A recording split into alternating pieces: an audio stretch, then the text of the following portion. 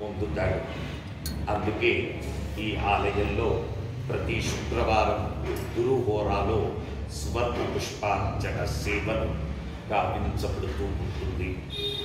అలాగే ప్రతి శుక్రవారం మనం ఒక రెమెడీ చెప్పుకోవడం సాంప్రదాయం.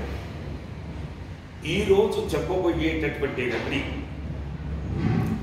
ఆర్థిక విషయాలలో ఇబ్బందులు పడుతూ రావలసినవి సకాలంలో రాక ఆ మానవుడు ఇబ్బందులు పడుతూ ఉన్నట్లయితే తద్దోషం నివృత్తి కావడానికి, అలాగే రావలసిన మొంటి బాకీలు రాక ఇబ్బంది పడుతూ ఉన్నట్లయితే తద్దోషం నివృత్తి కావడానికి ప్రధానంగా మంగళవారం రోజున 4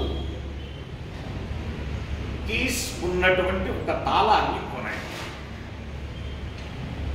4 కీస్ ఉన్నటువంటి ఒక తాళాన్ని కొనండి. కొని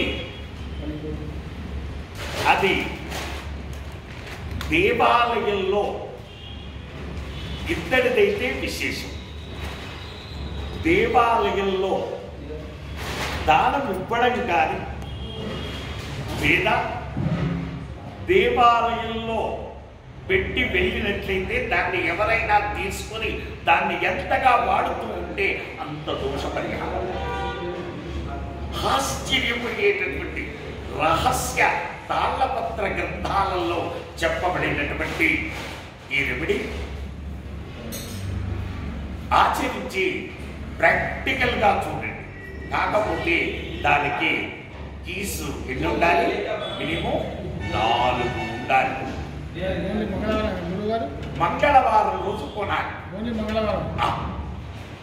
మంగళవారం రోజు కొని మీకు దగ్గరలో ఉన్నటువంటి ఆలయంలో ఎవరికైనా దానం ఇవ్వండి, లేదంటే ఆ ఆలయంలో అక్కడ పెట్టినండి.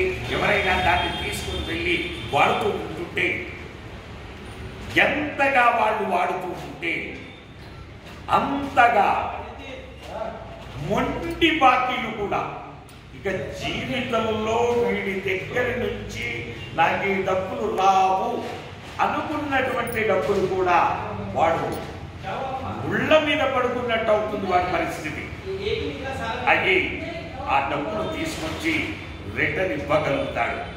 వాడు కాస్త మంచివాడైతే, ఏమండి నేను ఇప్పుడు ఒక 1000 రూపాయలు ఇస్తున్నాను, మిగతా తర్వాత ఇస్తాను అన్నాడు అనుకోండి, వాడికి ఆ రోగం సగం నశిస్తుంది. రావాల్సిన డబ్బులు సకాలంలో రిటర్న్ వస్తాయి.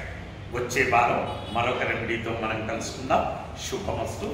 అక్షింతలు కుడి చేతిలో మార్చుకొని ఆ సువర్ణ పుష్పాదులపై వేసి సువర్ణ పుష్పాదులను చేతితో